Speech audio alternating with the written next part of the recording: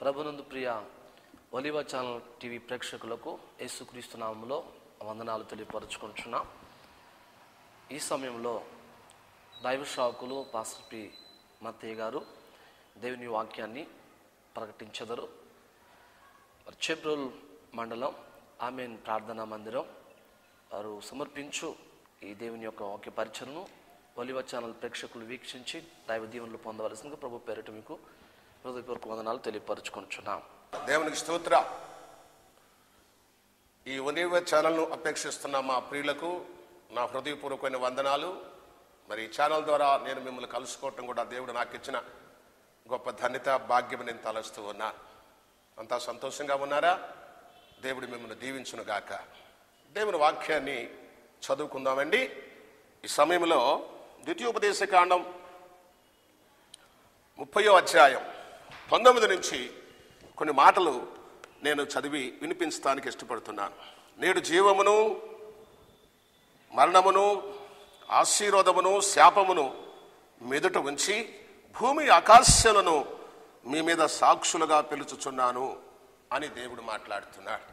ప్రభునందు ప్రియులారా, ఇశ్రాయేలు ప్రజలు 430 సంవత్సరాలు ఐగుప్తు దేశంలో బానిసత్వం చేసిన వారిని మోసే నాయకత్వం ద్వారా విడుదల చేసి కానాను దేశమునకు నడిపించినట్టుగా మనకు కనబడుతూ ఉన్నారు. ద్వితీయోపదేశకాండం అనే దీనికి ఒక విషయం కనబడుతుంది. ద్వితీయోపదేశకాండం అంటే రెండో జనాంగం. మొదటి జనాంగము అరణ్యంలోనే పోయినారు. రెండో జనాంగంగా ఉండి అభివృద్ధి పొందిన వారిని కానాను దేశమునకు వచ్చినప్పుడు కానాను దేశంలో వారు నివసిస్తున్న నివాసములో వారికి కావలసిన యొక్క వనరులన్నీ సమకూర్చాడు. సారవంతమైన భూమిని, కరువు అనిపించుకోకుండా ఇస్తున్న అనేకమైన పదార్థాలను దేవుడు ఇస్తూ ఇక్కడ అంటున్నాడు, నేడు మీకు జీవమును, మరణమును, శాపమును, ఆశీర్వాదమును మీ ఎదుట ఉంచాను, మీ దగ్గర పెట్టాను. అయితే భూమి ఆకాశములను మీ మీద నేను సాక్షులుగా పిలుచుచున్నాను అని చెప్పి ఇక్కడ మనకు కనబడుతూ ఉంటుంది. ప్రభునందు ప్రియమైన వారలారా, భూమి ఆకాశములను సాక్షులుగా పిలుచుచున్నారనే మాటలో దేవుని వాక్యములో రాయబడిన విషయం గొప్పదిగా మనకు కనబడుతూ ఉంటుంది. ఆకాశములో ఆయన సింహాసనం ఉందని, భూమంతా ఆయన పాదపీఠముగా చూసుకున్నాడని గతంలో ఈ ఛానల్ ద్వారా మనం విన్నాం. మరొక పర్యాయంగా నేను చెప్తున్న విషయం ఏంటంటే, ఆ ఆకాశమట మన మీద సాక్ష్యం చెప్పేదిగా దేవుడు ఏర్పాటు చేసినట్టుగా మనకు అర్థమవుతూ ఉంటుంది. గమనించినప్పుడు పిల్లరా, ఏబు గ్రంథము 20వ అధ్యాయము 27వ వచనం చూసినప్పుడు ఆకాశము వారి దోషమును బయలుపరచును, భూమి వారి మీదకి లేచును అని చెప్పి అక్కడ రాయబడినట్టుగా మనం చూస్తున్నాం. నిజముగా ఈ లోకములో ఈ భూమి మీద ఏమేం చేస్తున్నావో, ఏమేమి దోషాలు చేస్తున్నావో, ఏమేం పాపాలు చేస్తున్నావో, ఏమేమి అక్రాలు చేస్తున్నామో ఎప్పటికప్పుడు బయలుపరిచేదిగా, తెలియపరిచేదిగా, దేవునికి మరి చెప్పేదిగా ఆకాశము మనకు కనబడుతున్నట్టుగా, అందుచేత ఆకాశమా ఆలకించు, భూమి చెవి యొక్కమని చెప్తున్నాడు. అంత మాత్రమే కాదు, భూమి కూడా మన మీదకు లెగుస్తుందట. నువ్వు చేయలేదా, ఆ పని చేయలేదా, ఈ పని చేయలేదా అని చెప్పి భూమి కూడా మన మీద సాక్ష్యముగా పలుకుచున్నట్టుగా మనకు కనబడుతూ ఉంటుంది. దేవుని వాక్యములో చూడండి పిల్లారా, ఆకాశముల గురించి ఒక మాట నేను మీకు చెప్తాను. బబులోను రాజుకు నెబుకద్నెజరు 4వ అధ్యాయం 31లో మనం చదువుకుంటే, అతడు ఒకసారి గర్వించిన వాడై, అతిశయ పొందిన వాడై, దేవుని కంటే ఎక్కువగా హెచ్చించుకున్న వాడైగా కనబడుతున్నాడు. ఈ బబులోను మహాపట్టణము, రాజధాని నగరం నా యొక్క రాజఘనత మహిమ కొరకు కట్టబడింది కదా అని చెప్పి ఆ మాటలు మాట్లాడుతున్నప్పుడు వెంటనే ఆకాశములో నుంచి ఒక శబ్దం వచ్చింది. ఏమిటా శబ్దం? రాజుకు నెబుకద్నెజరు, ఇదే నీకు ఒక ప్రకటన. నీవు తరమబడి అడవి జంతువుల మధ్య 7 కాలాల పాటు గడ్డి మేసిద్దామని చెప్పి ఆకాశవాణి పలికింది. చదువును ప్రియ దేవుని బిడ్డలారా, భూలోకములో ఉన్న విషయాలు మాటలే కాదు, నువ్వు చేస్తున్న దోషమే కాదు, ఎప్పటికప్పుడు వైర్లెస్గా ఆకాశము దేవుడికి తెలియపరిచేదిగా మనకు కనబడుతూ ఉంటుంది. దేవుని బిడ్డలారా, అంత మాత్రమే కాదు, భూమిని గురించి కూడా మనం ఆలోచన చేస్తే భూమికి కూడా ఒక నోరు ఉన్నట్టుగా బైబిల్ చెప్తుంది. సంఖ్యాకాండం చూసినప్పుడు 16వ అధ్యాయం 32లో చూసినప్పుడు భూమి తన నోరు తెరచి కోరహు, దాత, అబ్రాము, హోన్ అనే వారిని మృంగివేశాను. భూమి నోరు తెరిచి వారిని మృంగివేసినట్టుగా కనబడుతూ ఉంటుంది. అవును, భూమికి కూడా ఒక నోరు ఉన్నట్టుగా బైబిల్ గ్రంథంలో కనబడుతుంది. ఆకాశానికి నోరు ఉన్నట్టుగా కనబడుతుంది. అందుకనే 148వ కీర్తనలో ఆకాశములు పరమాకాశమా ఆయన్ని స్తుతించుడి, భూమిలో ఉన్న మకరములారా ఆయన్ని స్తుతించుడి. ఆయన స్తుతించే నోరులు రెంటికి ఉన్నట్టుగా మనకు కనబడుతూ ఉంది. ఒకనొక దినమున బైబిల్ గ్రంథంలో చూసినప్పుడు కయ్యూననేవాడు ఏబేలును చంపివేసి భూమిలో పాతి పెట్టినాడు. దేవుడు వచ్చి అడుగుతున్నాడు, నీ తమ్ముడైన ఏబేలు ఎక్కడా? అప్పుడు అంటున్నాడు కయ్యూను, నా తమ్మునికి ఎవరైనా కాపలవాడునా అన్నప్పుడు, అవును, నీ తమ్ముని స్వరము రక్తము భూమిలో నుండి నాకు మొరపెట్టుచున్నది. ప్రభునందు ప్రియమైన వారలారా, అందుచేత దేవుడు ఆకాశానికి భూమికి మానవుని యొక్క జీవితము మంచో చెడ్డో, మంచి ప్రవర్తనో చెడ్డ ప్రవర్తనో సమస్తమును తెలియపరిచే ఒక ప్రత్యేకమైన యంత్రములు వాటిలో అమర్చినట్టుగా ఎప్పటికప్పుడు దేవుడికి తెలియపరిచే విషయంగా మనం ఈ భాగంలో చూస్తున్నాం. కనుక ప్రియులారా, ఆకాశములో ఉండి దేవుడు చూస్తున్నాడు, భూమి మీద మనం ఉన్నాం, మనం ఎవరూ తప్పించుకోలేము. ఏది చేసినా ఈ రెండుకు తెలియకుండా మనం ఏమి చేయలేమని మనం గుర్తించవలసిన వారమై ఉన్నాం. రెండవ సాక్ష్యం ఏంటంటే, బైబిల్ గ్రంథంలో సాక్ష్యం అనేది చాలా ముఖ్యమండి. దేవునికి స్తోత్రము కలుగును గాక. ఎబ్రీ పత్రికలో 10వ అధ్యాయంలో మనం చదువుకున్నప్పుడు అక్కడ ఒక చక్కని విషయాలు మనకు కనబడుతూ ఉంటాయి. ఎబ్రీ పత్రికలో చూసినప్పుడు ఏమిటంటే, చూడండి, 2-3 సాక్షుల ద్వారా ఒక నేరాన్ని స్థిరపరిచే భాగ్యం లేక అధికారము సాక్ష్యముల మీద ఆధారపడి ఉంది. ధర్మశాస్త్ర ప్రకారం 2-3 సాక్షులు కావాలి. నాబోతు విషయంలో చూసినప్పుడు యెజబేలు, అహాబు రాజు విషయంలో చూసినప్పుడు పనికి మాలిన 2 మనుషులు సాక్షిగా పెట్టి ఆ యొక్క నాబోతును చంపించి తన తోటను ఆక్రమ చేసుకున్నట్టుగా, తర్వాత ఏలియా వచ్చి అతను గద్దించినట్టుగా, అతని కుటుంబానికి పెద్ద శిక్ష కలిగినట్టుగా మనం చూస్తున్నాం. అందుచేత ప్రియులారా, దేవుని యొక్క వాక్యములో మనం చూసినప్పుడు ప్రియులారా, ఇక్కడ సాక్ష్యం అనేది కనబడుతూ ఉంటుంది. ఇంకొక మాట నేను మీకు చెప్తాను. యోబు గ్రంథములో చూడండి ప్రియులారా, 16వ అధ్యాయం 8వ వచనములో ఒక విషయం కనబడుతూ ఉంది. యోబు చెప్తున్న మాటలో ఉన్న విషయం ఏంటంటే, నా దేహమంతా నువ్వు పట్టుకున్నావు, ఇది కూడా నా మీద సాక్ష్యం పలుకుతుంది అని చెప్తూ ఉంటాడు. నిజంగా ప్రియులారా, దేహమంతా దేవుడు పట్టుకున్నాడట, దేవుని చేతిలో ఉన్నామంట మనం, అది సాక్ష్యం పలుకుతూ ఉంటుందట. దేహం అనేది బైబిల్ గ్రంథంలో ప్రియులారా మానవునికి ఇచ్చిన యొక్క 3 భాగాల్లో ఒక భాగమై ఉన్నది. మానవుని జీవితంలో ప్రాణము, శరీరము, ఆత్మ అనేది 3 భాగాలు ఉన్నాయి.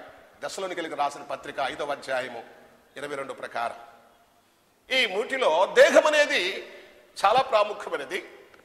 ఈ దేహం అనేదిగా చూసినప్పుడు పిల్లారా, మానవ యొక్క శరీరము, ఈ శరీరానికి ఉండే కోరికలు, ఆశలు చాలా ఉంటాయి. మానవ జీవితంలో 2 శరీరాలు ఉన్నాయి. ఒకటి బైబిల్ గ్రంథంలో చూసినప్పుడు ప్రకృతి సంబంధమైన శరీరము, ఆత్మ సంబంధమైన శరీరం ఉంది అని చెప్పి కొరింథీ పత్రిక 15:44లో పౌలు గారు వివరిస్తూ ఉంటాడు. ఈ ప్రకృతి సంబంధమైన శరీరములో ఉండి ఈ ప్రకృతిలో ఉన్న అనేకమైన పాపాలు చేస్తున్నప్పుడు ఈ శరీరాన్ని బట్టి శిక్ష తప్పక మారదు. కొరింథీ పత్రిక 2వ కొరింథీ పత్రిక 5వ అధ్యాయం 9లో ఉంది, దేహములో ఉన్నను దేహం విడిచినను ఆయనకి ఇష్టమై ఉండవలని కోరుచున్నాను. ఎందుకనగా దేహముతో జరిగించిన క్రియల చొప్పున ప్రతివాడు దాని ఫలమును పొందవలను అంటాడు. నిజముగా ప్రియులారా, దేహం అనేది మన కోరికలకు నిలయమైన స్థలం. దేహం అనేది నిన్ను చాలా ఒత్తిడి చేసి పాపకోపముల్లో లాక్కొని పోయే ఒక శరీరం. కానీ తదుపరి దేవుని యొక్క తీర్పులోకి వచ్చినప్పుడట ఈ దేహము కూడా మన మీద సాక్ష్యం చెప్తూ ఉంటాం. ఎందుకంటే పౌలు చెప్తున్నాడు, బాహ్య పురుషుడు ఆంతర్య పురుషుడు. బాహ్య పురుషుడు కృషించునను ఆంతర్య పురుషుడు దినదినము నూతన పరచబడుచున్నాడు. మేము దృశ్యమైన వాటిని చూడక అదృశ్యమైన వాటిని నిదానించి చూస్తున్నామని చెప్పి పౌలు గారు చెప్తున్నాడు. అవును, బాహ్య పురుషుడికి ఎక్కువ స్థానం ఇవ్వకుండా అంతర్య పురుషుడు అంటే ఆత్మ శరీరానికి ఎక్కువగా స్థానం ఇచ్చేవారిగా ఉండాలి.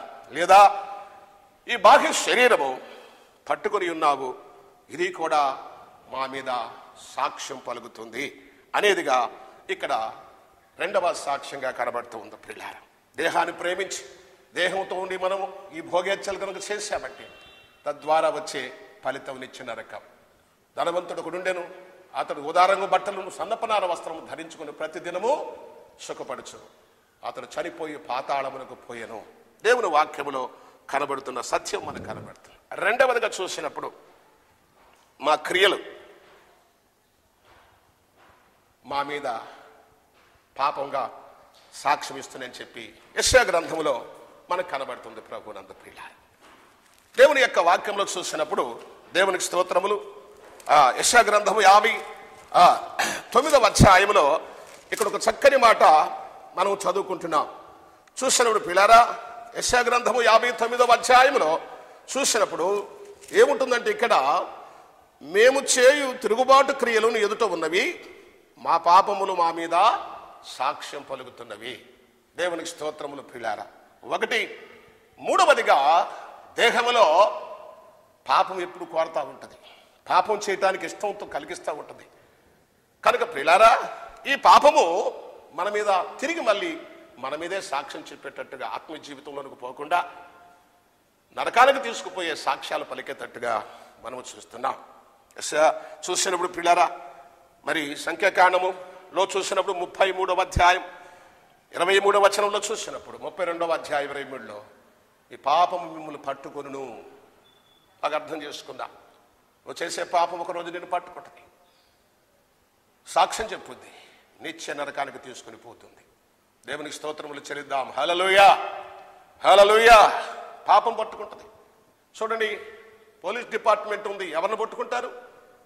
పాపం చేసిన వారిని, హత్యలు చేసిన వారిని, దొంగతనం చేసిన వారిని, ఏదో అన్యాక్రాంతం చేసిన వారిని పట్టుకుంటారు, మంచి వారిని కాదు. అలాగనే నీ పాపం ఒక రోజు నిన్ను పట్టిస్తుంది. ఒక ఊరిలో ఉదాహరణ, ఒక డాక్టర్ గారింటో ఒక పని కుదిరిందంట ఒక నామకార్థ క్రైస్తవురాలు. ఆమె పేరు మరియమ్మ అనే పేరు.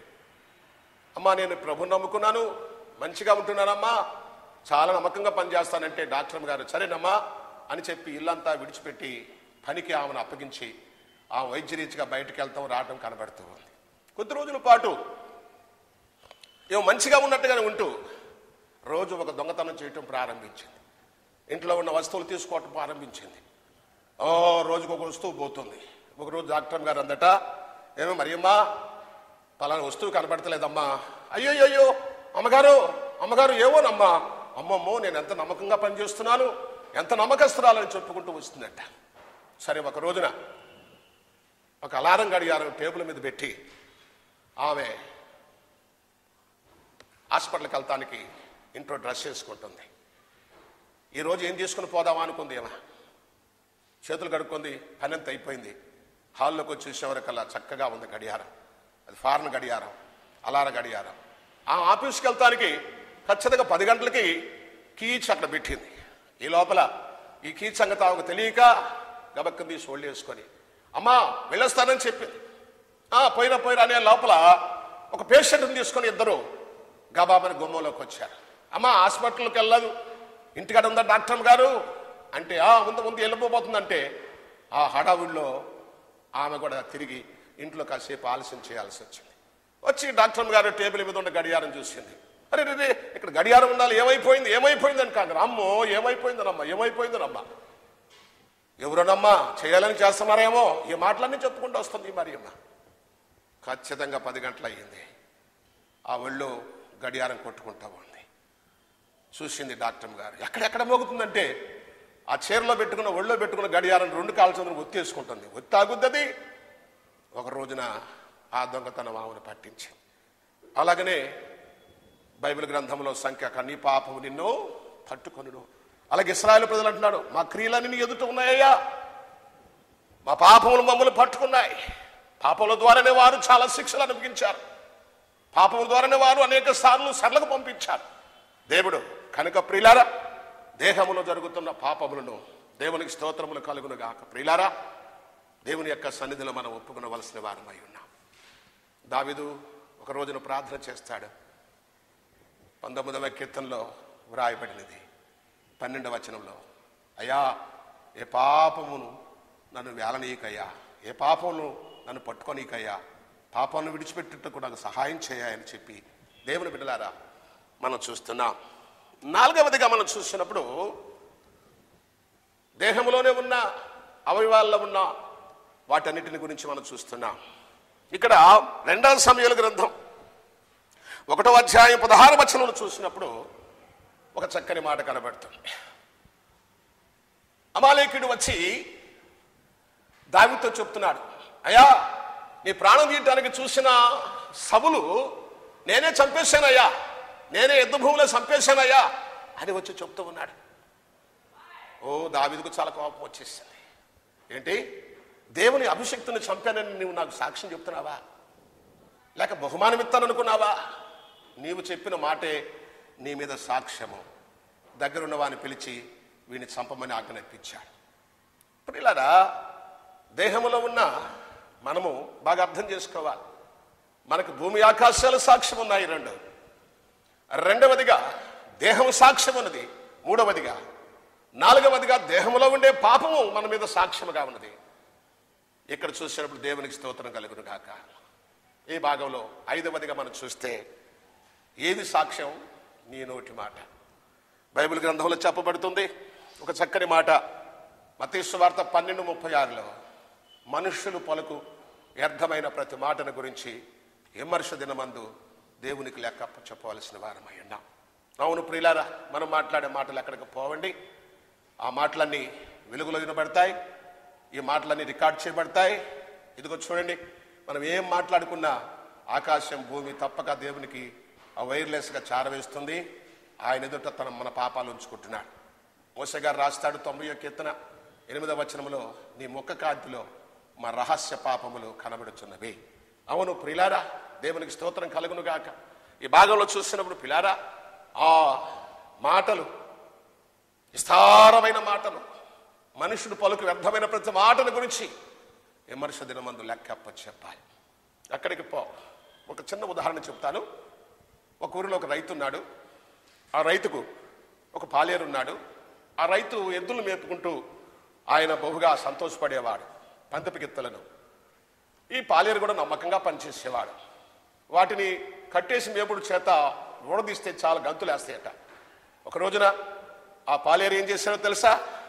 ఒక తొట్టిలో బండి జల్లలో పెంటపోగు పూసుకొని ఉదయమే చేలో పెంటపోగు తోలటానికి ఆ గిత్తలను కట్టుకొని పోతున్నాడు. ఈ కొత్తవి గనుక రోడ్డు ఎక్కగలనే పరిగెత్తా ఉన్నాయి. ఆపలేకపోయినా ఇతను చాలా కేకలు పెడుతున్నాడంట.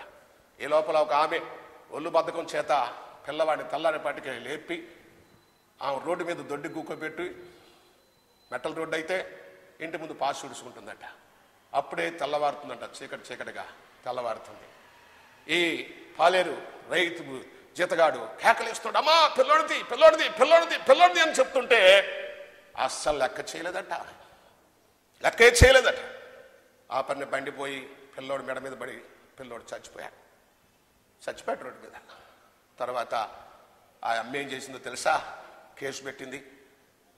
కేసు ద్వారా ఇతను తీసుకుని పోయి మరి జైల్లో పెట్టారు. తర్వాత బెయిల్ ఇచ్చారు. మరి ఆమె కోర్టుకి అప్పీల్ చేసుకుంది. తర్వాత ఈ రైతు ఈ పాలేరు కలిసి ఒక ప్లేటర్ దగ్గరికి వెళ్ళారు. ప్లేటర్ అడిగాడట, ఎరా బాయ్, పిల్లోడు చచ్చిపోయిన మాట నిజమేనయ్యా?